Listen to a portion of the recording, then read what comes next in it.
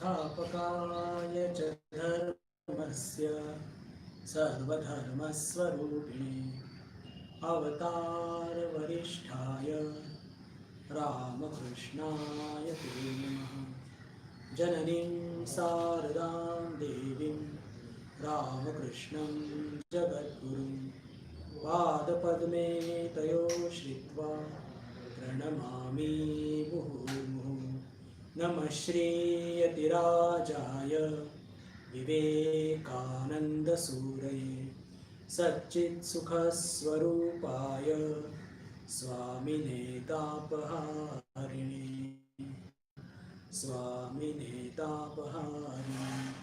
वसुदेवसुतं देवं कंसचाणूरमर्दनं देवकी परमानन्दं कृष्णं वन्दे जगद्गुरुं कृष्णं वन्दे जगद्गुरुं। नमस्कार, आपल्या सर्वांचं मनःपूर्वक स्वागत या श्रावण मास प्रवचनमालेमध्ये। आज श्रावण मासातील पौर्णिमा, आपण त्याला नारळी पौर्णिमा म्हणून उत्सव साजरा करत असतो, रक्षाबंधन। आणि रामकृष्ण विवेकानंद भावधारेमध्ये आजच्या दिवसाला एक फार विशेष महत्त्व आहे, आपल्या सर्वांना ते माहीतच आहे। आज भगवान श्रीरामकृष्णांचे एक अन्यतम त्यागी शिष्य स्वामी निरंजनानंदजी महाराज यांचं आज शुभ जन्मतिथी आहे, जन्मजयंती आहे। तर भगवद्गीतेमध्ये प्रवेश करण्याच्या आधी आपण आज थोडंसं एक 5 मिनिटं त्यांचं स्मरण करूया आणि नंतरच गीतेमध्ये प्रवेश करूया, भगवद्गीतेमध्ये प्रवेश करूया। स्वामी निरंजनानंदजी महाराज हे एक फारच आगळं वेगळं व्यक्तिमत्व। विशेष करून आगळं वेगळं मी का म्हणत आहे की भगवान श्रीरामकृष्णांनी स्वतः आपल्या 16 त्यागी शिष्यांपैकी 5 शिष्यांना, जे त्यागी शिष्य होते त्यांना निवडलं होतं ईश्वर कोटी म्हणून, आणि गृहस्थ भक्तांपैकी सुद्धा एका भक्ताला निवडलं होतं। हे सर्व आपल्याला माहीतच आहे। जे त्यागी शिष्यांपैकी स्वतः स्वामी विवेकानंद म्हणजेच नरेंद्रनाथ दत्त, त्याच्यानंतर राखाल महाराज, योगेन महाराज, प्रेमानंदजी महाराज आणि 5वे म्हणजे निरंजनानंदजी महाराज। त्यागी शिष्यांपैकी हे 5ही ईश्वर कोटीमधील, आणि पूर्णचंद्र घोष हे गृहस्थ भक्तांपैकी एक असे भक्त होते की ज्यांची निवड भगवान श्रीरामकृष्णांनी ईश्वर कोटी म्हणून त्यांना ओळखलं होतं। आणि पहा, काय एक ज्याला म्हणतो की एक घटना अशी घडली होती की भगवान श्रीरामकृष्णांनी एके दिवशी त्यांना असं एक दृष्टांत झालं होतं आध्यात्मिक भावराज्यामध्ये की कुमार वयाचे हे निरंजनानंदजी महाराज त्यांना दिसले। त्यांच्या त्या भावसमाधीमध्ये त्यांचं पूर्ण शरीर जणू काही एकदम ज्याला म्हणतो की एक प्रकाशमान शरीर, ल्युमिनस बॉडी त्यांची दिसली, आणि ते धनुष्य बाण घेऊन खेळत आहे। निरंजनानंदजी महाराज धनुष्य बाण घेऊन ते खेळत आहे कुमार वयाचे, असं त्यांना भावराज्यात दिसलं। आणि त्यांना एकदम ध्यानात आलं की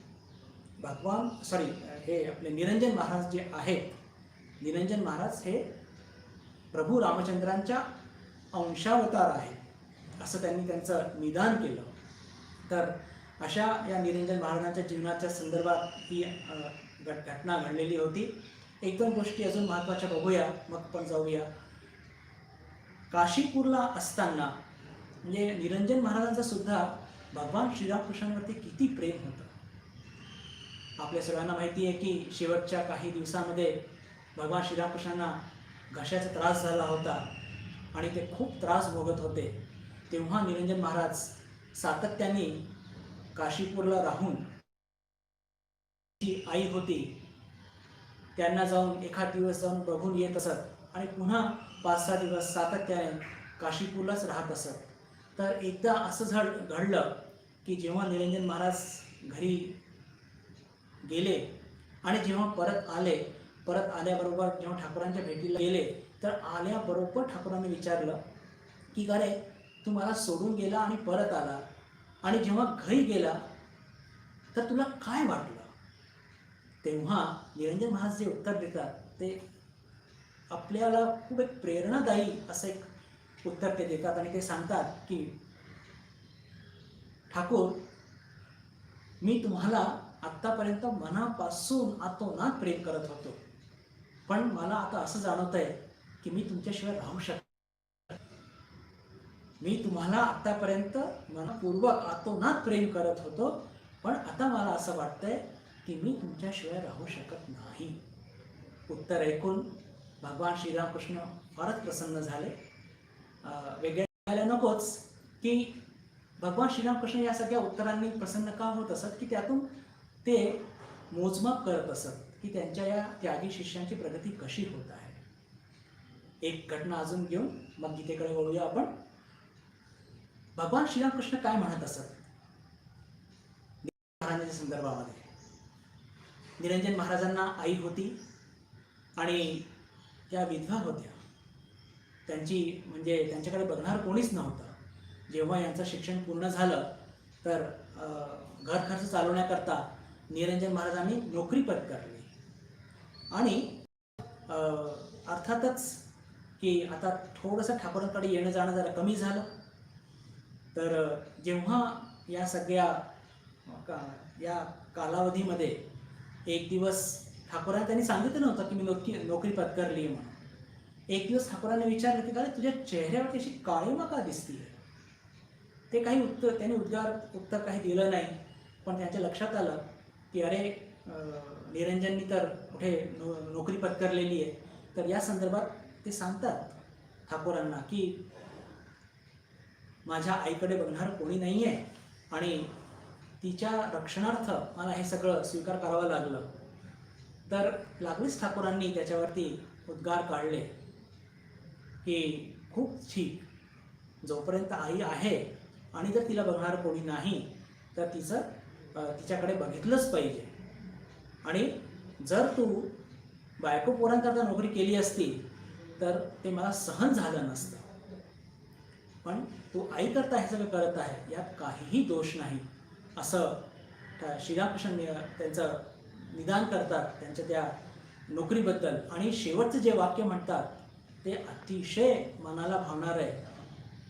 या घटनेच्या शेवटी भगवान श्रीरामकृष्ण म्हणतात की तेच तर म्हणू की माझ्या निरंजनमध्ये एवढं सुद्धा अंजन नाही. माझ्या निरंजनमध्ये एवढं सुद्धा अंजन नाही, त्याची ही अशी बुद्धी का झाली? आपण जेव्हा म्हणतो ना की अरे असं का घडलं, तर त्याचं उत्तर स्वतः श्रीरामकृष्ण देतात की तेच तर म्हणू की माझ्या या निरंजनमध्ये एवढं सुद्धा अंजन नाही, तर त्याच्यामध्ये ही अशी बुद्धी का झाली पैसे कमवण्याची, असं म्हणून ते त्यांचं मनपूर्वक कौतुक करतात. मग परिवर्ती जीवनामध्ये त्यांचे सगळे बंधनं श्रीरामकृष्ण ते नाहीसे करतात आणि मग निरंजन महाराज नेहमी करता श्रीरामकृष्णांच्या सेवेत ते हजर असतात. तर आज त्यांच्या या शुभ जन्मजयंतीनिमित्त त्यांच्या चरणी नतमस्तक होऊन त्यांच्या जीवनात जसे भक्ती त्यांना प्राप्त झाली, त्यांना श्रीरामकृष्णाप्रती जितकं प्रेम प्राप्त झालं, त्याग वैराग्य पूर्ण त्यांचं जीवन ते आपल्या सर्वांच्या जीवनाकरता फार प्रेरणादायी आहे. तर तशीच त्याग आणि तितिक्षेचं जीवन हो अशी त्यांच्या चरणी विनंती करून आता आपण आज आपले जो मुख्य विषय आहे भगवद्गीता त्याच्याकडे वळण्याचा प्रयत्न करूया. मागच्या वेळेस बंधू भगिनींनो आपल्या सगळ्यांना स्मरणात असेलच आपण 18वा श्लोक त्याचं चिंतन केलं होतं. अंतवंत इमे देहा नित्य शरीरिणः अनाशिनो यस्य तस्मात् युध्यस्व भारत. की ही जे शरीरी म्हणजे आत्मा हे एकच आहे आणि तिचे हे अनेक शरीर, जे काही आपण हे दृश्यमान जगत बघत आहोत, हे त्याचे आहे. आणि ते कसे आहेत सगळे शरीर? ते सगळे अंत होणारे आहेत. आणि हे आत्मतत्व कसं आहे तर अनाशिनो अप्रमेयस्य. हे आत्मतत्व कधीही याचा विनाश होत नसतो. आणि अप्रमेय म्हणजे इंद्रियांनी मोजण्यासारखं नाही आहे, इंद्रियांनी ग्रहण करण्यासारखं नाही आहे. अशा गोष्टी कशा असतात? त्यांना आपण असीमित असं म्हणू शकतो. का? कारण की त्याची मोजमाप करता येत नाही. 2 अणूंच्या मध्ये सुद्धा जर अंतर मापायचं असेल, इलेक्ट्रॉनच्या मध्ये सगळ्यात सूक्ष्म गोष्ट, तेही शक्य नाही, ते इंद्रियांनी शक्य नाही. आणि तसंच फार मोठी ज्या गोष्टी ज्या पूर्ण जगात पसरलेलं आहे, येन सर्वम इदं ततम, अशा गोष्टी म्हणजे ज्या गोष्टी अप्रमेय आहेत त्या असीमित असतात असं म्हटलं तरी नक्की चालेल. आणि पुढे म्हणतात की हे शरीर याचा अंत होणारा आहेच, आणि हे आत्मतत्व किंवा हे आत्मा याचा नाश कधीही होणार नाही. म्हणून अर्जुना तू युद्ध कर, आपल्या कर्तव्याला च्यूत होऊ नकोस. म्हणजे तत्वज्ञान सांगताना कर्तव्याच्या संदर्भामध्ये भगवान श्रीकृष्ण हे किती सजग आहेत हे आपल्याला लक्षात येतं. बंधू भगिनींनो, मागच्या वेळेस व्याख्यानाच्या शेवटी आपण एक चर्चा सुरू केली होती, आणि ती म्हणजे की जीव चैतन्य निर्माण कसं होतं. म्हणजेच की आपण म्हणतो की हे आत्मतत्व जे की अनंत आहे, पूर्ण विश्वामध्ये पसरलेलं आहे, शुद्ध आहे, त्याचे आपण नित्य शुद्ध बुद्ध मुक्त म्हणतो, आणि आपण सुद्धा तेच आहोत. तर मग या आत्मतत्वाला क्षुद्रत्व प्राप्त का आणि कसं झालं, हा फार मोठा प्रश्न आहे. आणि याची मागच्या वेळेस आपण थोडी चर्चा केली होती, आपल्याला स्मरणात असेल. आणि एक उदाहरण घेतलं होतं स्फटिक मणीचं. त्याला थोडंसं आपण त्याची अजून चर्चा करून मग आपण 19व्या श्लोकाकडे जाण्याचा प्रयत्न करूया, कारण की ती चर्चा थोडीशी अर्धवट मागच्या वेळेस राहून गेली. त्याला पूर्ण करण्याचा प्रयत्न करूया आणि मग पुढे जाऊया. तर प्रश्न हा आहे की जे आपण म्हणतो की जे नित्य शुद्ध बुद्ध मुक्त सर्व व्यापक सर्व शक्तिमान सर्वज्ञ, ओमनी प्रेझेंट ओमनीपॉटेंट ऑमनिशियंट असं आपण म्हणत असतो, सर्वज्ञ आहे, सर्व ज्ञान त्याच्यामध्ये आहे, सर्व शक्तिमान आहे, सर्व व्यापक आहे, नित्य शुद्ध बुद्ध मुक्त सच्चित आनंद ज्याचं स्वरूप आहे. तर अशा या आत्मतत्वाला जे, आणि हे आत्मतत्व कसं आहे आपल्यामध्ये सुद्धा खेळत आहे, तर मग आपल्याला ते अनंतत्व का जाणवत नाही, त्याला क्षुद्रत्व, त्याला तो सीमित का झाला ते आत्मतत्व. तर मागच्या वेळेस जे उदाहरण घेतलं होतं की स्फटिक मणीच्या जवळ त्याची अशी एक ते गुण असतं, ते स्वतः शुद्ध असतं आणि पारदर्शी असतं. त्याच्या जवळ जर आपण कोणताही एक रंगाचं काही कापड किंवा काही वस्तू किंवा फूल आपण घेऊया, एक लाल रंगाचं फूल ठेवलं तर आपल्याला ते स्फटिक मणी लाल आहे असं आपल्याला भासतं. माझ्या शब्दांकडे लक्ष द्या, आपल्याला दिसतं, आपल्याला असं वाटतं, पण तसं खरं नसतं बरं. स्फटिक मणी नेहमी पारदर्शी आणि शुद्ध असतो.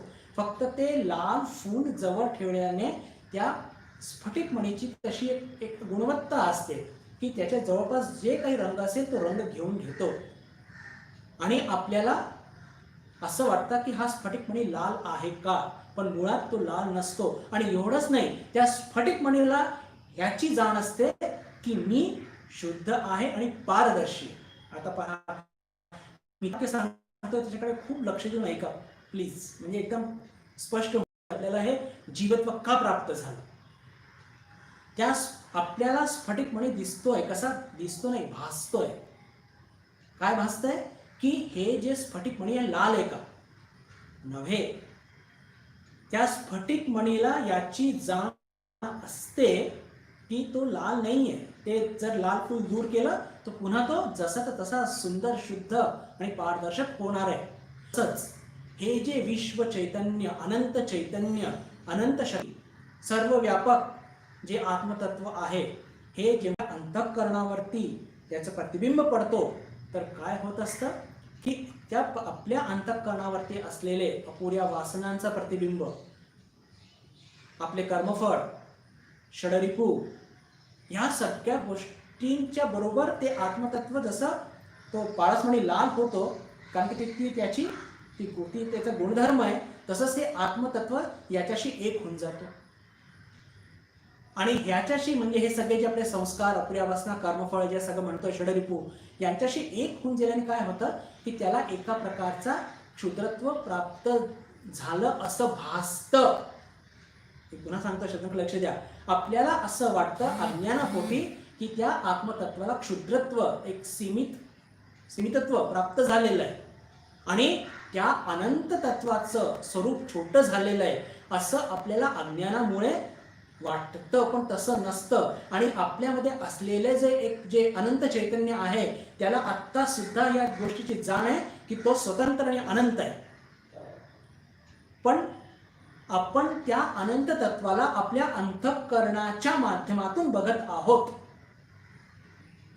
आपण त्या अनंत चैतन्याला, अनंत शक्तीला आपल्या अंतःकरणाच्या माध्यमातून बघत आहोत, म्हणून आपल्याला ते अनंत चैतन्य क्षुद्र वाटतंय. आणि आपल्या साधने, उपासनेचं काय म्हणजे त्याचं उद्दिष्ट काय असतं की ते जे मध्ये जो पडदा आहे अंतःकरणाचा, ज्याच्यावरती मळ साचलेला आहे संस्कारांचा, अपुऱ्या वासनांचा, कर्मफळांचा, षडरिपूंचा, ते जर आपण स्वच्छ केलं तर आपल्याला ते अनंत तत्व अनुभवास येईल. आपण ते अनंत तत्व आत्ता अंतःकरणाच्या माध्यमातून त्याला अनुभवत आहोत. आणि म्हणून काय होतं की मी बुद्धानंद,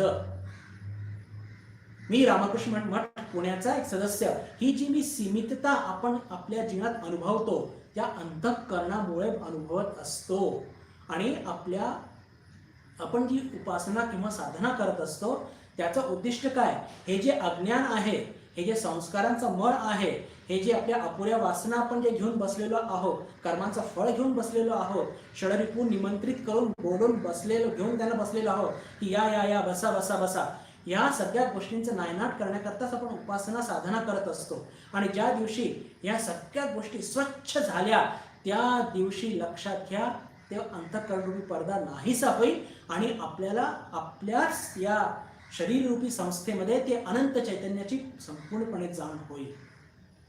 दोन छोटे उदाहरणं घेऊन हीच गोष्ट भगवान श्रीरामकृष्ण कसे सांगतात ते आपण बघण्याचा प्रयत्न करूया. पहा, आपण आपल्या अज्ञानामुळे, आपल्यामुळे त्या अनंत जे चैतन्य आहे, अनंत शक्ती आहे, त्याला क्षुद्र करून आपणच बसलेलो आहोत.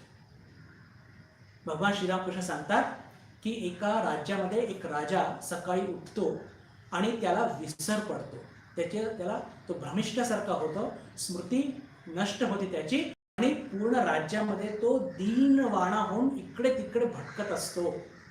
काहीतरी भीक मागत, काही कोणाला काही बोलत, म्हणजे असा बिलकुल वेड्यासारखं वागू लागतो. सगळे लोक त्यांना म्हणतात की अहो तुम्ही आमचे राजे आहात, असं काय करताय? पण त्याला भ्रम झालेला, काय करणार? आणि भ्रम झाल्यामुळे तो इकडे तिकडे दीनवाणा होऊन फिरत असतो. एक्झॅक्टली आपली स्थिती हीच असते की आपण राजे आहोत आणि पण आपण आपला मूळ स्वभाव विसरल्यामुळे काय होत आहे, आपण इतस्ततः भटकत आहोत भिकाऱ्यासारखं. आपण आपला मूळ स्वभाव, आपली अनंत जे चैतन्य शक्ती आहे त्याला आपण क्षुद्र करून बसलेलो आहोत. तर काय अपेक्षा आहे की आपलं जे हरवलेलं ज्ञान आहे, जे आत्ताही उपस्थित आहे, मी पुन्हा सांगतो, आपल्यामध्ये असलेलं जे दिव्य चैतन्य आहे त्या चैतन्याला आत्ता सुद्धा या गोष्टीची जाण आहे की तो अनंत चैतन्य आहे. पण आपली जी अवेअरनेस आहे ती आपण एका अंतःकरण, एका स्क्रीन, एका पडद्याच्या मार्फत बघत आहोत. ते दोष कोणाचा आहे? आपला. तो पडदा कोणी, त्याच्यावरती मळ कुठून साचला? आपणच साचवला. ज्ञान उपलब्ध आहे, साधना करून आपल्याला काय करायचं आहे, ते अज्ञान नाहीसा करायचं आहे. अजून एक उदाहरण घेऊया की आरसा आपण घेतला आणि आरसामध्ये आपण आपला प्रतिबिंब बघतो. पण कल्पना करा की त्या आरशावरती अनेक वर्षापासून धूळ जमलेली, चांगला जाड एक ज्याला म्हणतो की एक थर जमलेला आहे धुळीचा. बिलकुल काही दिसत नाही, तो आरसा आहे का असं सुद्धा आपल्याला कळत नाहीये. आणि असा तो आरसा घेऊन त्याच्यावरती धूळ स्वच्छ न करता आपण जर आपला प्रतिबिंब बघण्याचा प्रयत्न केला तर आपल्याला आपला प्रतिबिंब दिसणार का? नाही. मग काय होईल, आपला प्रतिबिंब दिसणार नाही. मग आपण काय करतो, एखाद फडका घेतो आणि त्याला स्वच्छ पुसतो, साबणाने पुसतो आणि त्याच्यानंतर जेव्हा तो लख्ख स्वच्छ होऊन जातो एकदम, तर त्याच्यामध्ये आपल्याला आपला प्रतिबिंब स्पष्टपणे दिसून येतो. तर आपली ही जी साधना किंवा उपासना आहे, हे आपल्या जे अंतःकरण आहे त्याच्यावरती संस्कारांचा, वासनांचा जो मळ आहे, कर्माचे फळ, त्यांना स्वच्छ करणं म्हणजेच उपासना आहे. तर हे जे आपण म्हणतो सारखं सारखं की अनंत चैतन्य आणि जीव चैतन्य, हे आपण अनंत स्वरूप आहोत. पण मुळामध्ये प्रॉब्लेम काय झालेला आहे की आपल्या संस्कारांमुळे ते म्हणजे आत्मतत्वाचं प्रतिफलन, प्रतिबिंब आपल्या अंतःकरणावरती सुद्धा पडत आहे. पण एक मध्ये एक पडदा अंतःकरणाचा आपणच लावलेला मळकट. भगवान श्रीरामकृष्ण अजून एक सुंदर उदाहरण देऊन सांगतात. समोर त्यांच्या भक्त गण बसलेले आहेत आणि भगवान श्रीरामकृष्ण आपल्या पलंगडीवरती बसलेले आहेत आणि आपल्या धोत्राचा एक कोपरा घेऊन ते आपल्या समोर ते पडदा असं लटकवतात आणि विचारतात, मी तुम्हाला दिसतोय का हो? म्हणे नाही. आता म्हणे कल्पना करा. म्हणे हे काय आहे? हा मायाचा पडदा आहे. मायाचाच म्हणजे अज्ञानाचा पडदा आहे. आणि मग ते म्हणतात की कल्पना करा की याच्याने मी छोटासा छिद्र केला आणि तो छिद्र हळूवारपणे मोठा मोठा मोठा होत जात आहे. तर काय होईल? भक्तगणांनी उत्तर दिलं की जसं जसा तो छिद्र मोठा होईल तसं तसं तुम्ही आम्हाला स्पष्ट दिसाल. उत्तर ऐकून ठाकूरांना खूप आनंद झाला. म्हणजे एकदम बरोबर. जसं जसं तुम्ही साधना कराल तुमच्या अंतःकरणावरचा जो मळ आहे तो कमीचा होईल. म्हणजेच काय, तुमचा जो क्षुद्र चैतन्य आहे, जे सीमित चैतन्य आहे, तो अनंतकडे, अनंत शक्तीकडे, अनंत चैतन्याकडे झेप घेईल. आणि ज्या दिवशी मी तुम्हाला पूर्णपणे स्पष्ट दिसणार त्या दिवशीच तुमचं अज्ञान पूर्ण नाहीसं होणार आणि त्या दिवशी तुम्हाला संपूर्ण आत्मसाक्षात्कार होणार. अशा सुंदर सुंदर छोट्या छोट्या गोष्टींच्या माध्यमातून श्रीरामकृष्ण आपल्याला आपल्यापुढे हे मांडतात की पहा, हे जे जीव चैतन्य हा निर्माण का झालं, तर ते आपल्या स्वतःच्या अज्ञानामुळे.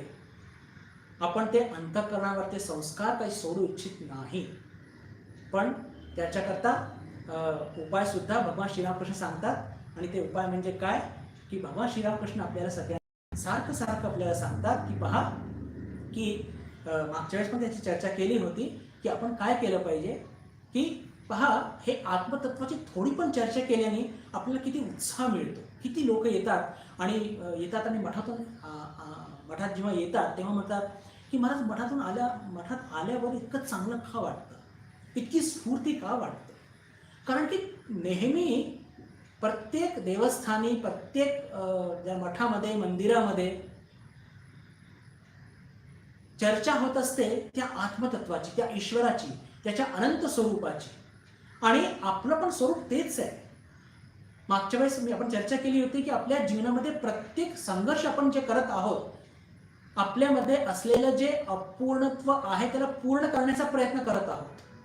आणि त्या गोष्टी करता इथे काही पोषक वातावरण मिळतं आणि म्हणून आपल्याला तिथे स्फूर्ती मिळते की मठात आल्यावरती किती बरं वाटतं. आपण एखाद्या महाराजांना भेटतो आणि म्हणतो की खूप बरं वाटतं तुम्हाला भेटून. असं का होत असतं? इथे साधू भक्त सतत येतात आणि आपल्या आत्मस्वरूपाचं किंवा आपल्या इष्टाचं कोणत्याही माध्यमातून त्या आपल्या अनंत स्वरूपाचं चिंतन करत असतात. आणि साधारण समाजामध्ये आपण बाहेर बघतो तर तिथे संघर्षामध्ये सुद्धा त्या अपूर्णतेला पूर्ण करण्याचा प्रयत्न करतात, पण लौकिक गोष्टींच्या माध्यमातून ते प्रयत्न करत असतात. मी जे म्हणतो त्याकडे लक्ष द्या बरं. मठामध्ये, मंदिरामध्ये काय होत असतं की इथे सुद्धा आपल्या जे अपूर्णता आहे त्याला पूर्ण करण्याचा प्रयत्न करत असतो, पण कशाच्या माध्यमातून? आपल्या इष्टाच्या माध्यमातून, आत्मतत्वाच्या माध्यमातून. आणि बाहेर सुद्धा तेच करत असतात, पण ते लौकिक वस्तूंच्या माध्यमातून करत असतात. म्हणून तिथे आणि लौकिक गोष्टींच्या माध्यमातून आपण आपल्या पुढे प्राप्त करण्याचा प्रयत्न केला तर तो प्राप्त होत नसतो आणि आपली जी तहान तशीच राहते. म्हणून आपल्याला फ्रस्ट्रेशन येतं. पहा, इतका पैसा कमवून, इतके सगळं कमवून सुद्धा लोक सुखी का नसतात? कारण की अनंत हे कधी सीमित वस्तूने पूर्ण भरता येत नाही. आणि तेच मठामध्ये जरी आज आपला आत्मसाक्षात्कार झालेला नाहीये तरी सुद्धा बंधू भगिनींनो काय होत असतं की इथे कोणत्या गोष्टींनी ती आपली अपूर्णता पूर्ण होणार आहे याची चुणूक आपल्याला मिळते आणि म्हणून आपण इथे खूप फ्रेश फील करतो, खूप आपल्याला बल मिळतं. या संदर्भामध्ये भगवान श्रीरामकृष्ण म्हणजे आपले काय म्हणतात त्याला स्वामीजी एक फार सुंदर एक गोष्ट म्हणतात की पहा, किन्नाम रोदेशी सखे त्वयी सर्व शक्ती आमंत्रयस्व भगवन भगदम स्वरूपम त्रैलोक्यमेतत् अखिलम तव पादमूले आत्मैव ही प्रभवते न जड कदाचित. हे आत्मतत्वाचं ऐकल्यानंतर तुला ताकद का येते, का असं खूप स्फूर्ती येते का? कारण की या जगामध्ये ते अनंत तत्व एकच विद्यमान आहे आणि ते आपलं खरंच स्वरूप आहे. तर ते म्हणतात की नाम रोदेशी सखे त्वयी सर्व शक्ती. अरे मित्रा, सर्व शक्ती तुझ्यामध्ये उपस्थित आहे ऑलरेडी. तू का रडतोयस? आमंत्रयस्व भगवन भगदम स्वरूपम. तेच ईश्वराचं स्वरूप आहे आणि तेही तुझं स्वरूप आहे. त्याला फक्त त्याला जागृत कर. आमंत्रयस्व म्हणजे त्या शक्तीला जागृत कर.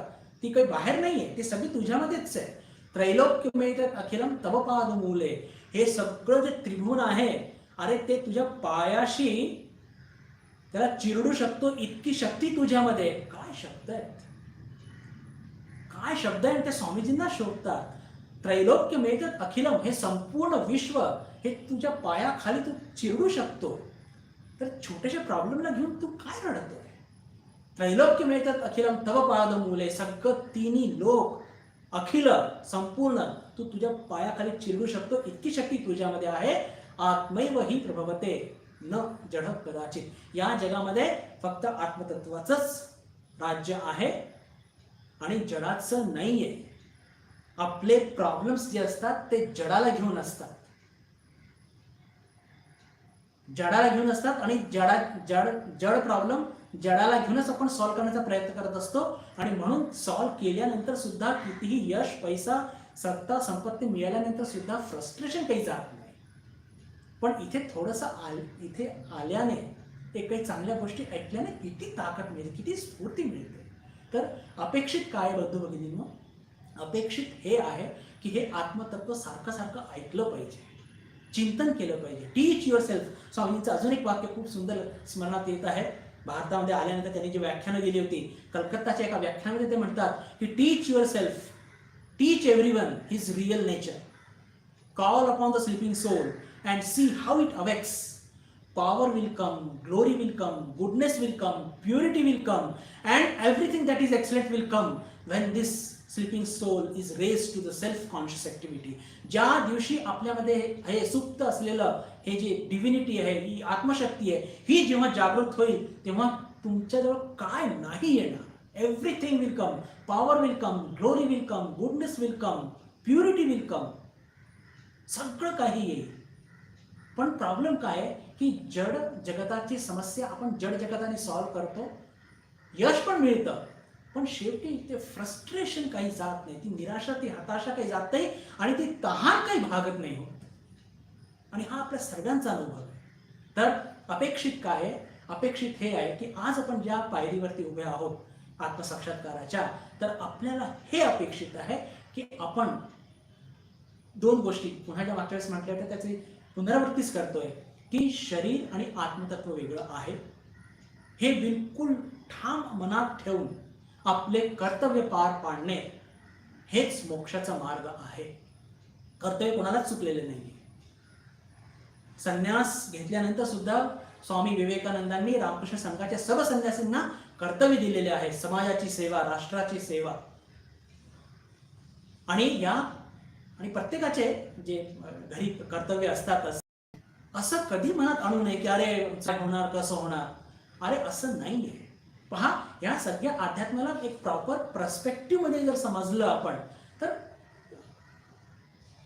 Boards may be the different but the goal is same. फक्त ॲटिट्यूड कसा पाहिजे, असं केल्यानेच असं होईल असं कुठेही काही लिहिलेलं नाहीये. स्वामीजी काय म्हणतात, एकदम स्पष्टपणे म्हणतात की आपलं हे शरीर आणि हे आत्मतत्व हे दोन वेगळे आहेत, याचा बिलकुल ठामपणे मनात ठेवा आणि आलेलं कर्तव्य हे पार पाडा. तर मोक्ष समोरच. बंधू भगिनींनो, जेव्हा जेव्हा आपण आपल्या शरीराला जे जड आहे त्याला केंद्र करून जर आपण आपल्या जीवनातली ऍक्टिव्हिटी पुढे म्हणजे आपले सर्व जे काही कर्तव्य पार पाडले, शरीर सत्य आहे, जड सत्य आहे हे लक्षात ठेवून, तर जीवनामध्ये भय कधी कमी नाही होणार, भीती कधी आपली कमी होणार नाही, विषयांप्रती प्रीती प्रत्येक जीवाला असते ती कधी कमी होणार नाही. त्याच्यानंतर स्वार्थीपणा, लोभीपणा, क्रोध, मत्सर, या जितकं या शरीराला आपण सत्य समजू तितकी समस्या आपल्याला त्याला सामोरे जावे लागणार. पण तेच जे तत्व आपल्याला गीता सांगत आहे, भगवान श्रीकृष्ण सांगत आहे की शरीर आणि आत्मा वेगळं आहे, आत्मा आपलं स्वरूप आहे आणि आत्मस्वरूप आपण आहोत हे ध्यानात ठेवून आज आपल्याला ध्यानातच ठेवावं लागेल. आणि कर्तव्य पार पाडले म्हणजे काय होईल की आपण मोक्षाच्या मार्गावरती पुढे पुढे जाऊ. आणि जसं जसं आपला आत्मबोध आपल्याला त्याची अवेअरनेस त्याची जाण आपल्याला होईल, तर काय होईल की या जगात आपली भीती नाहीशी होईल. कोणी माझ्याकडे काय हिसकावून घेईल का असंही हा विचारच येणार नाही. अरे या जगात जे काही आहे ते माझं आहे आणि जे काही माझं आहे ते सगळं विश्वाचं आहे, असा एक विपरीत आणि सुंदर आणि त्याला म्हणतो की एक निर्भयतेचा भाव आपल्यामध्ये येईल. आणि या जगामध्ये पहा, क्रोध किंवा मात्सर्य जिथे दोन राहणार नाही तिथे या गोष्टी राहणारच नाही. क्रोध, मात्सर्य, ज्याला म्हणतो की वैर, या गोष्टीला स्थानच नसणार का, तिथे द्वैतच नाही. सगळं अद्वैत आहे, मी आणि तुम्ही असं नाहीच आहे.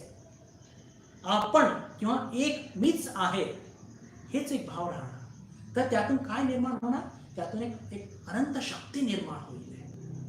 फक्त विचाराने जर ही शक्ती निर्माण होऊ शकते, तर जेव्हा ज्याला म्हणतो की आत्मसाक्षात्कार झाल्यानंतर ती काय स्थिती असणार याची कल्पनाच आपल्याला करवत नाही राहतात, कारण की त्या बौद्धिक कल्पनाच्या बाहेर आहे. तर आपण हे जो 18वा श्लोक बंधू भगिनींनो याची चर्चा आपण करत होतो की हे आत्मतत्व एकच आहे. काही पॉइंट्स मी घेऊन आलेलो आहे की ज्याला म्हणतो ना की टेक होम पॉइंट्स आपण असं म्हणूया. लोक शब्द वापरतात टेक होम सॅलरी. एनिवे, तर म्हणजे हे जे आपण चर्चा केली दोन विशेषकर मागच्या 2 व्याख्यानापासून, तर त्याचे ठळक काही बिंदू हे आपल्याला लक्षात ठेवले पाहिजे. आणि ते म्हणजे की आत्मतत्व हा एकच असतो. माझा आत्म वेगळा, तुमचा वेगळा, त्यांचा वेगळा, यांचा वेगळा, त्या कुत्र्याचा वेगळा, मांजरीचा वेगळा असं नाही, पशु पक्षी किंवा वृक्ष असं काही नाही. आत्मतत्व हा सगळ्यांचा एकच आहे. आणि हे आत्मतत्व सदा नित्य शुद्ध बुद्ध मुक्त असा असतो. त्याचं स्वरूप कसं आहे, सच्चित आनंद आहे. या सगळ्यांचे डिटेल्स जेव्हा आपल्याला संदर्भ लागेल तेव्हा करणार आहोत. पण फक्त आता एवढंच समजून घ्या की हे सदा नित्य शुद्ध बुद्ध मुक्त आणि सच्चित आनंद हे त्याचं स्वरूप आहे. आत्मतत्वाला स्वतःच्या स्वरूपाची जाण नेहमी असते, हे लक्षात ठेवा बरं. म्हणजे आत्ता सुद्धा आपल्यामध्ये सगळ्यामध्ये जे आत्मतत्व खेळत आहे, आपल्याला आपण अंतःकरणाच्या माध्यमातून बघत आहोत, म्हणून आपल्याला त्याचा ज्याला म्हणतो की एक सीमित रूप किंवा त्याचा क्षुद्र जीव चैतन्य त्याचा बोध होत आहे आपल्याला. पण जे आत्मतत्व आहे, जे सगळ्या विश्वामध्ये खेळत आहे, त्याला या क्षणी सुद्धा या गोष्टीची जाण आहे की तो अनंत आहे, सर्वशक्तिमान आहे, सर्वव्यापी आहे, सर्वज्ञ आहे, याची त्याला जाण पुरेपूर नेहमी असते. तिसरा पॉइंट झाला. चौथा, साधना म्हणजे अज्ञानाचा नाश करणे होय. आपल्या अंतःकरणावरचा मळ म्हणजे आपला जो पडदा आपण लावलेला आहे ना, मळकट कळकट, त्याला स्वच्छ करणे म्हणजेच साधना. आणि शेवटचा म्हणजे अज्ञानामुळे जीवाला जीवत्व किंवा जीव चैतन्यत्व प्राप्त होत असतं. अज्ञानामुळे साधकाला जीव चैतन्यत्व, क्षुद्रत्व, सीमितत्व हे प्राप्त होत असतं आणि आपण साधना करून त्याच्यावरती मात करण्याचा प्रयत्न करत असतो. तर बंधू भगिनींनो, ही सगळी एक 18व्या श्लोकावरती आपण चर्चा करण्याचा प्रयत्न केला. अजून त्यात बरेच काही पॉइंट्स आहेत, पण ते पुढे सुद्धा आपल्याला या श्लोकांमध्ये ते पॉइंट्स मिळणार आहेत. तर जेव्हा जेव्हा जसे जसे पॉईंट्स येतील तसे तसे त्याच्यावरती आपण चर्चा करण्याचा नक्कीच प्रयत्न करणार आहोत. तर आज आपण आता याचा पुढचा श्लोक म्हणजे 19वा त्याच्यावर थोडी चर्चा करण्याचा प्रयत्न करूया. य एनं वेत्ति हंतारं यश्चैनं मन्यते हतं उभौ तौ न विजानीतो नायं हन्ति न अन्यते. एनं वेत्ति हंतारं यश्चैनं मन्यते हतं उभौ तौ न विजानीतो नायं हन्ति न अन्यते. जो या आत्म्याला मारणारा असे समजतो तसेच जो हा आत्मा मेला असे मानतो ते दोघेही अज्ञानी आहेत.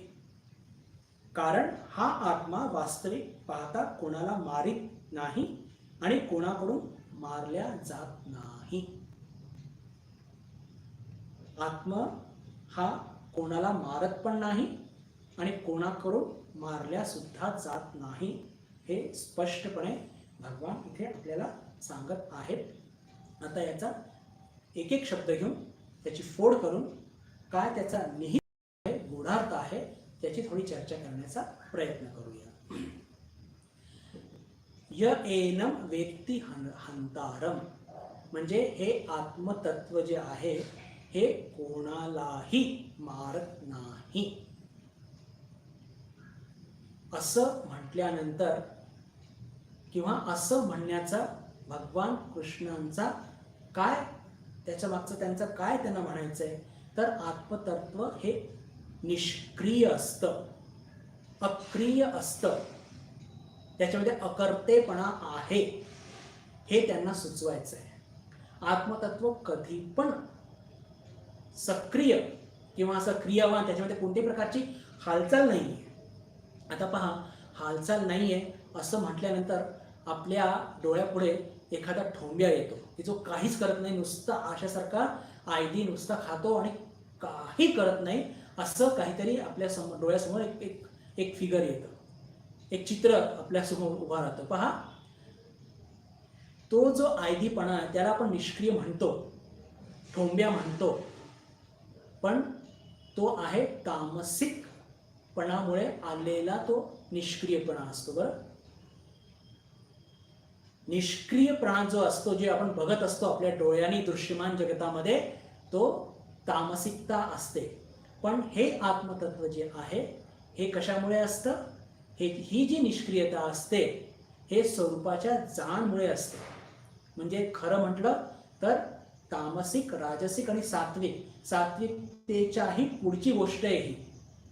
सात्विकता सुद्धा तामसिकतासारखी अक्रिय दिसते, पण खरं तर आत्मतत्व हे तिन्ही गुणांच्या पलीकडे आहे. म्हणून मी सात्विक असा पण शब्द वापरत नाही.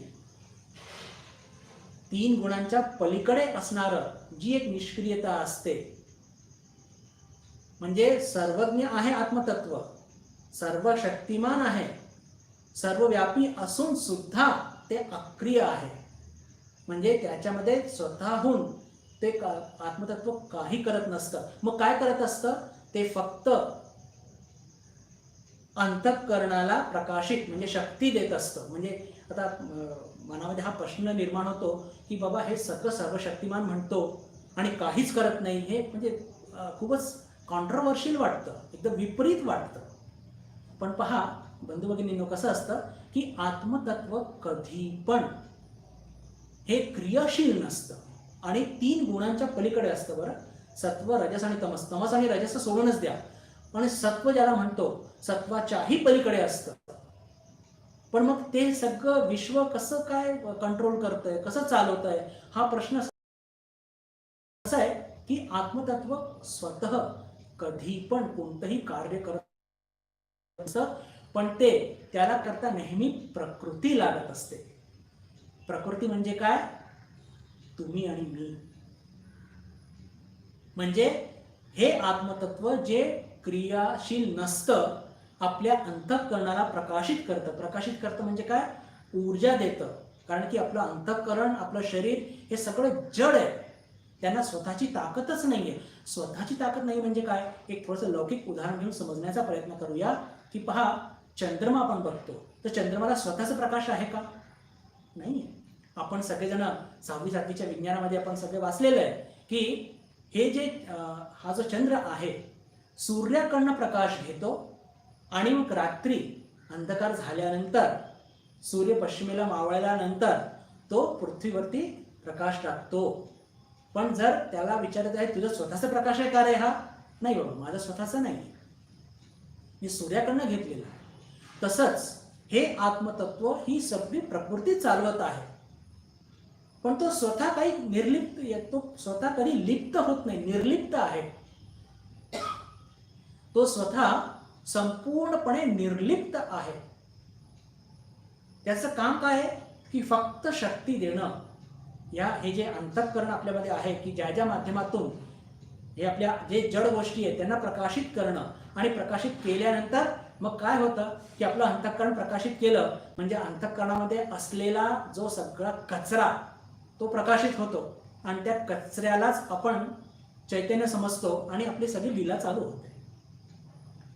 तर आत्मतत्व कधी पण स्वतः क्रिया करत नाही, तो फक्त प्रकाशित करण्याचं काम करतो.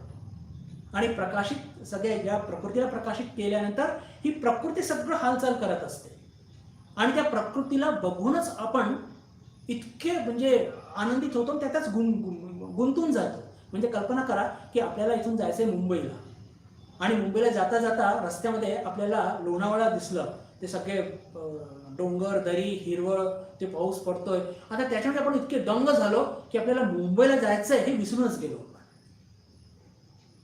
हे बिलकुल तसं होत असतं. म्हणजेच काय, ही प्रकृती घेऊन आपण इतके दंग झालेलो आहोत जड, की या प्रकृतीच्या मागे जे खरा जो एक जादूगर, ज्याला ठाकूरांनी शब्द वापरलाय, तो किती अजून सुंदर असेल त्याची आपल्याला जाणच नाही, त्याच्याकडे आपलं लक्षच नाही. तर म्हणण्याचा अर्थ काय, आत्मतत्व हे स्वतःमध्ये संपूर्णपणे निष्क्रिय आणि निर्लिप्त असतो. प्रकृतीच्या माध्यमातून तो हे सगळं जग चालवत आहे, स्वतः एकदम निर्लिप्त असतो. आणि या संदर्भामध्ये भगवान श्रीरामकृष्ण अतिशय सुंदर एक उदाहरण देऊन आपल्याला सांगतात काय, की हे आधीच्या काळामध्ये असं घडायचं की घरामध्ये काहीतरी एक प्रसंग आहे, आणि जी घर मालकीण आहे ती धावून धावून काम करत असते, आणि घरमालक काय करत असतो की नुसते एका खाटीवरती बसून नुसता हुक्का ओढत असतो. आणि ही जी घर मालकीण धावून धावून की ते पाहुणे आज यायचे आहेत, त्यांच्याकरता हे केलेलं आहे, अमुक आज ते राहिलेलं आहे, ते अमुक तसं पोचवायचं आहे, अमुक आज अजून आलेच नाही, त्यांना निरोप पाठवायचा आहे, शेजारी असं करायचं आहे, सामान आणायचं आहे वगैरे. आता प्रसंग आहे घरामध्ये मोठा, तर हे सगळे गोंधळ चालणारच. पण हा जो घर मालक आहे याची उपमा देऊन ठाकूर म्हणतात की हा निष्क्रिय ब्रह्म आहे. आणि प्रकृती कोण आहे, तर घर मालकीण. ती संपूर्ण प्रसंग तिच्यामध्ये तिला आनंदही असतो, आणि ती प्रकृती पूर्ण ते संपूर्ण तो प्रसंग ती व्यवस्थितपणे तिला हाताळत असते, पण मध्ये मध्ये येऊन सगळं काही सांगत असते. म्हणजे खरं म्हणजे प्रकृतीला तसं अस्तित्व नसतं, ती म्हणजे ब्रह्माचीच शक्ती आहे, भगवान श्रीरामकृष्णांनी म्हटलेलं आहे. तर म्हणण्याचा अर्थ काय की हे अक्रिय आहे, निष्क्रिय असतो ब्रह्म. आणि जर निष्क्रिय असतो हा ब्रह्म, तर हा कोणाला मारणार कसं? सरळ हिशोब आहे की जर हे आत्मतत्व निष्क्रिय आहे, स्वतः कोणतंही कार्य करत नाही, संपूर्णपणे निर्लिप्त असतो, प्रकृतीच्या माध्यमातून सगळं काही करत असतो, तर हा कोणालाही मारू शकत नाही. अजून आपण सर्वजण अद्वैत वेदांत हे भगवान श्रीरामकृष्णांचे शिष्य असल्यामुळे अद्वैत वेदांताची आपण मान्यता देत असतो. तर पहा, अद्वैत वेदांताच्या पण दृष्टीने जर बघितलं बंधू भगिनींनो, तर कसं आहे की जर आत्मतत्व एकच आहे तर हे आत्मतत्व मारेल कोणाला? हा पण एक लॉजिक किती परफेक्ट आहे की जिथे दोन नाहीच आहे, आपण प्रकृतीमध्ये मायामध्ये गुरफटलेले लोक, आपण म्हणतो की मी वेगळा तुम्ही वेगळं, माझं पेन तुम्ही का घेतला, माझं मोबाईल परत करा, तुमचं ते माझं हे परत करा, तुमचं ते असं आहे माझं ते तसं आहे, तुमचं माझं हे द्वैत भाव हे आपल्या अज्ञानामुळे घडत असतं. पण जिथे ज्ञानी लोक किंवा आत्मतत्व हे मुळात एकच आहे, तर कोण कोणाला मारेल? शक्यच नाही. तर पहा, दोन कारणं इथे आपल्याला याच्या आतून जर याचा सखोल विचार केला तर आपल्याला स्पष्टपणे जाणवतात. पहिलं कारण म्हणजे तर हे की आत्मतत्व निष्क्रिय असतं, अक्रिय असतं, निर्लिप्त असतं. त्याच्यामुळे तो आत्मतत्व कोणालाही, आणि भगवान कृष्णाला हेच सुचवायचं आहे की ते आत्मतत्व कोणाला मारू शकत नाही. आणि समजा मारायला तो गेला तरी तो मारणार कोणाला? आत्मतत्व तर एकच आहे, कोणाला मारू शकत नाही. तर हे दोन गोष्टी आपल्या पुढे भगवान श्रीकृष्ण आपल्या पुढे मांडतात. आणि या संदर्भामध्ये आता आपण बघूया की प्रकृतीमध्ये पहा कसं कसं खेळ होत असतो. प्रकृतीमध्ये कसं होत असतं की प्रकृती ही सक्रिय आहे, म्हणजे आत्मतत्वाकडून शक्ती घेऊन ही सारखं सारखं खेळ करत असते. आणि प्रकृती अशी भासवते, पुन्हा माझ्या शब्दांकडे लक्ष द्या प्लीज, प्रकृती अशी भासवते की तीच सगळी करता धरता आहे. As if the prakriti itself is a master of the whole world.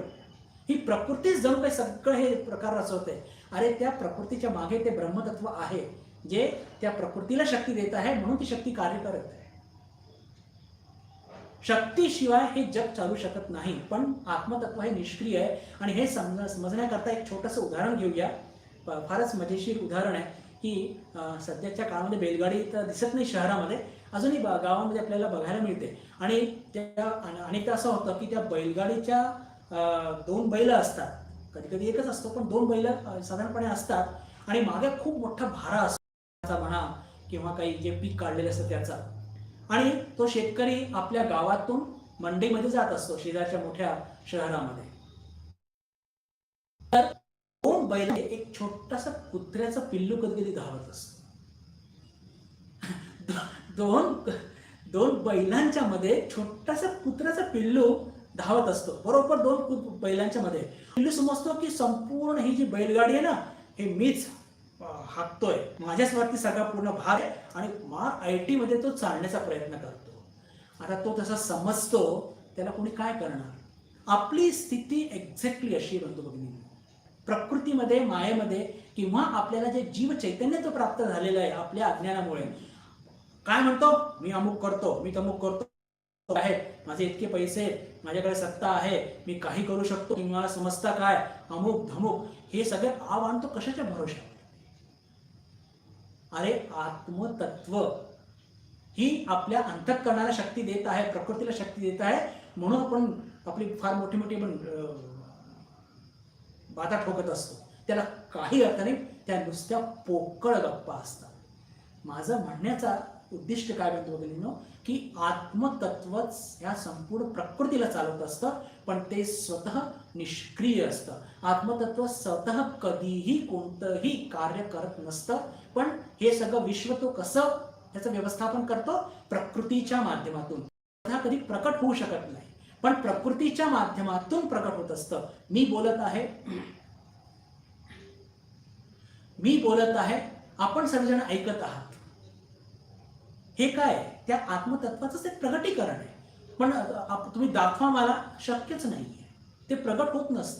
ते निष्क्रिय आहे, ते निर्लिप्त आहे, ते प्रगट होत नसतं. पण ते प्रगट होतं त्याला काहीतरी माध्यम लागत असतो. आणि ते माध्यम म्हणजे कोणाला तो तयार करतो? प्रकृतीला. म्हणजेच काय? तुम्हाला आणि मला. ही प्रकृती म्हणजे काय? हीच माया. आणि ज्या दिवशी आपण या मायेच्या पलीकडे जाऊ, या प्रकृतीच्या पलीकडे जाऊ, त्या दिवशी आपल्याला गवसेल की खरंच आत्मतत्व कसं निष्क्रिय आहे, पण त्याच्याच सहाय्याने किंवा त्याच्याच शक्ती, त्याच्याच ताकदीने हे सगळं, हा सगळा जो गोंधळ सुरू आहे, हा त्याच्याचमुळे सुरू आहे. तर इथे जेव्हा भगवान कृष्ण म्हणतात की य एनम वेत्ती हंतारम, की अर्जुना तू या आत्मतत्वाला जाण. कसा?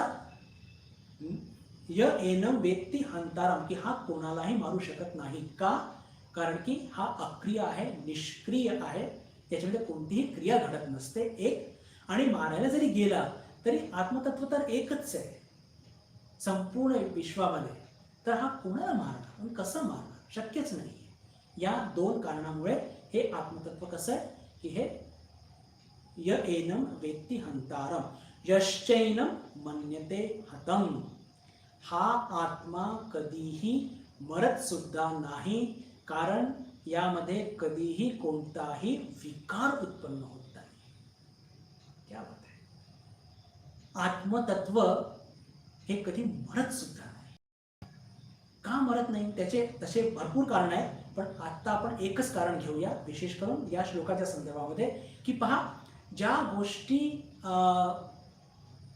जन्माला येतात, ज्या गोष्टी सीमित आहेत, ज्या गोष्टी प्रकृतीमध्ये येतात, जे दृश्यमान आहेत, ज्या इंद्रियग्राह्य आहेत, त्या सर्व नाशवान आहेत आणि त्यांचे नाश होण्याचे पद्धती असतात. पद्धती म्हणजे त्यांच्या अस्तित्वात येण्याच्या पण पद्धती आहेत आणि त्यांच्या नष्ट होण्याच्या सुद्धा पद्धती आहेत. काय त्या पद्धती आहे थोडक्यात समजूया. जायते, त्यांचा जन्म होतो. अस्ति, त्यांना अस्तित्व प्राप्त होतो. वर्धते, ते वृद्धिंगत होतात. त्याच्यानंतर विपरिणमते, त्यांच्यामध्ये विपरीत काहीतरी घडत असतं. क्षीयते, अपक्षीयते, त्यांचा ते म्हणजे त्यांचा ऱ्हास होतो. आणि सगळ्यात शेवटी म्रियते. म्हणजे पहा, जर हे उदाहरण आपल्यावरती सुद्धा पण लावलं तरी लागू पडतं. जगाच्या सगळ्या गोष्टींवरती लागू पडत असतं. फक्त काही गोष्टी उद्भवतात आणि काही जन्माला येतात, एवढाच फरक आहे. जायते, आपला जन्म झाला, जन्म झाल्याबरोबर आपल्याला अस्तित्व प्राप्त झालं. जायते अस्ति. त्याच्यानंतर वर्धते, आपण मोठे झालो, मग मोठे झालो, प्रौढ झालो, मग विपरिणमते, विपरीत परिणाम घडतात. वृद्ध झालो, मग काय होतं? अपक्षीयते. अरे बापरे, खांदा दुखतात, ते पाय, गुडघ्याचं ऑपरेशन आहे हो का, हो काय झालं? अहो ते तिथे ते जे हे असतं ना, कारण त्याला लुब्रिकंट, ते म्हणतात डॉक्टर कमी झालं आणि त्यांनी म्हटलं नी रिप्लेसमेंट. अपक्षीयते. अपक्षीयते, ऑपरेशन आहे कसलं, कॅटरॅक्टचं, का दिसत नाही. मशीन लावलंय कानाचं, का लावलंय? अहो ते सेन्सरी लॉस झालंय, डॉक्टर म्हणाले आता काही होऊ शकत नाही. अपक्षीयते. आणि एक दिवशी आपल्याला हे संसार सोडावा लागतो. म्रियते.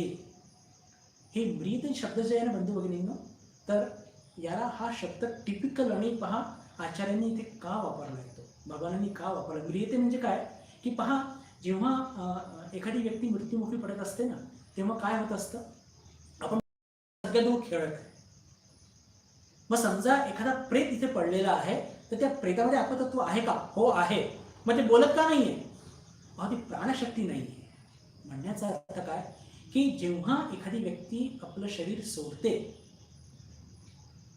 आत्मचैतन्य ते शरीर सोडतं, काय होत असतं की पिंड आणि प्राणशक्ती, पिंड आणि प्राणशक्ती हे दोन्ही एकमेकांना सोडून देतात.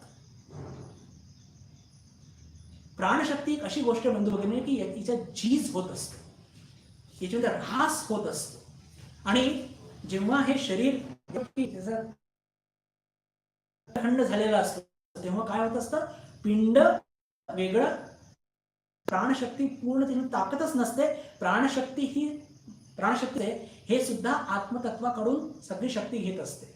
म्हणजे मृत शरीरामध्ये सुद्धा आत्मतत्व प्राणशक्तीला शक्ती देण्याचा प्रयत्न करत असतो, पण त्या प्राणशक्तीमध्ये इतका त्राण नसतो हो की ते त्याला घेऊन आणि त्या शरीराला चालवेल. म्हणजे काय, ते पिंडही जातं आणि ती प्राणशक्तीही जाते. म्हणून साधारणपणे एखादी व्यक्ती जेव्हा मृत्युमुखी, त्याच्या आत्म्याला शांती मिळो, इतका चूक शब्द आहे की बस रे बस. आत्मतत्व नेहमी शांतीत असतो हो, लक्षात ठेवा. मोठं आश्चर्य वाटतं. टेक्निकली जर बघितलं, वेदांत म्हणतो आत्मतत्व नेहमी शांतीत असतो, आनंदात असतो. ती प्राणशक्ती क्षीण झालेली आहे तिथे, ती प्राणशक्ती तिथे क्षीण झालेली आहे, म्हणून तो देह गेलेला आहे. ते शरीर क्षीण, ते पिंड क्षीण झालेलं आहे. आत्मतत्व जसंच्या तसं, जसं आधी होतं तसंच आहे आणि आत्मतत्व नेहमी शांतीमध्येच असतो. यश्चैनम मन्यते हतम. हे आत्मतत्व कधीही, ज्याला कधी मृत्यू नाहीये, जे त्याचा ऱ्हास होतो ते शरीर म्हणजे पिंडाचा आणि त्याच्याबरोबर प्राणशक्तीचा. म्हणून प्रेतामध्ये हालचाल दिसत नाही. पण आत्मतत्व तिथेही उपलब्ध असतं, हे लक्षात ठेवण्यासारखं आहे. ठरलेली वेळ संपलेली आहे आणि या श्लोकाचा अजून दुसरा भाग आपण पुढच्या शुक्रवारी, म्हणजे या आठवड्याच्या शुक्रवारी बघूया. आज आपण इथेच थांबूया. येत्या बुधवारी आत्मबोध या विषयावरती चर्चा करण्याकरता आपल्या सर्वांशी पुन्हा भेट होईलच अशी आशा मनात बाळगून मी आपल्या सर्वांशी निरोप घेतो. नमस्कार. ओम शांती शांती शांती. हरि ओम तत्सत. श्रीराम